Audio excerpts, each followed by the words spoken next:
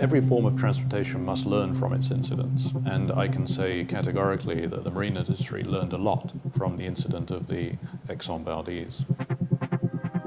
So a number of new regimes and protocols came out of that incident by way of the lessons that were learned. Perhaps the biggest of all those was the transformation of the tanker industry to double hull construction. Should there be an incident, should the outer hull be pierced, then you have a complete inner skin to protect cargo that's being carried by the vessel. And this has proven to be extremely effective in reducing the number of incidents of oil pollution from tankers.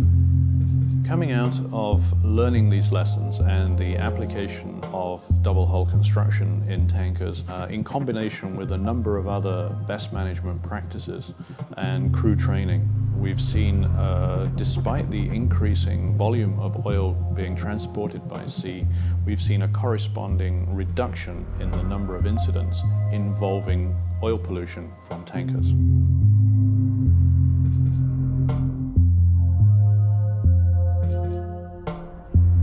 Canada has been very diligent in developing a marine spill response protocol.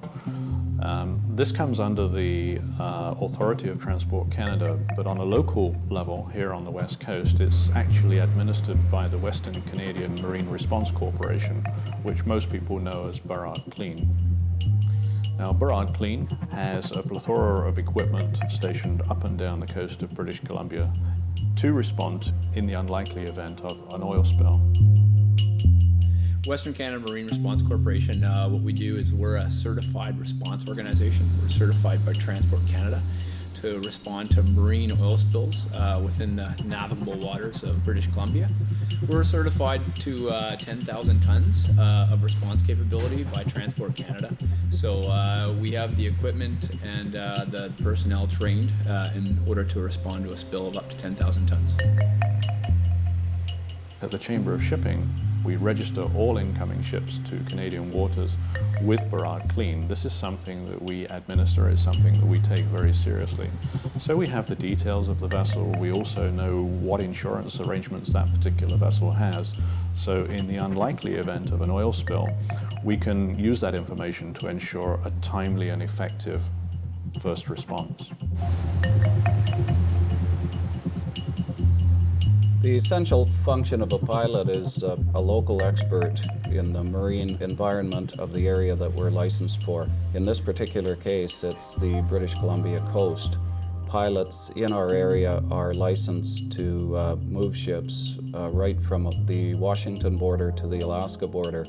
And as such, we need to have an intimate knowledge of the entire coastline, all of the passages, navigational hazards, navigational aids, and as such, we ensure that the ships are able to move safely when they're moving on our coast.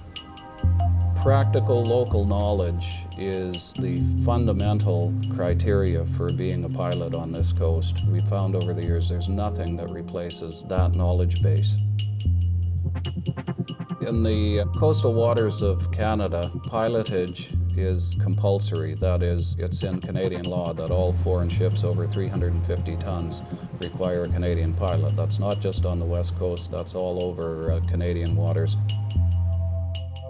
We've used ship simulation for many years. We first started doing simulator courses in the early 90s in a simulator located at Newport, Rhode Island. And since then, ship simulation has come along amazingly, very similar to the video game industry. The power of the graphics is improved hugely, and it's a very powerful tool to allow us to train pilots.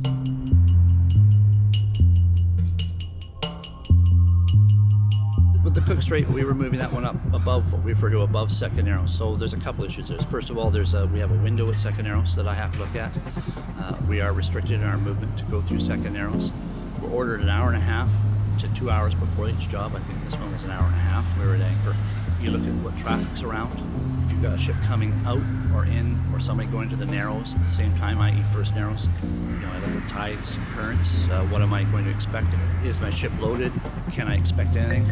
Just try to prepare yourself for the job at hand, because not every job's the same. while the jobs are similar, every job's different. So you have to prepare.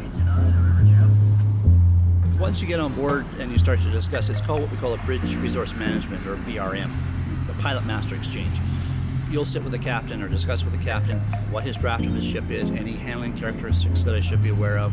You're looking to find out if there's been any problems with the vessel, mechanical, navigational. Does he have the correct charts for the voyage? No matter where you're going, you require the correct charts. You'll discuss currents. You'll discuss tides. You'll discuss the berth. After that, the discussion, you get a contact with Vancouver Traffic, get clearance to depart your anchorage or your berth, and then you proceed. Once you get underway, it's straight navigation as far as moving the ship.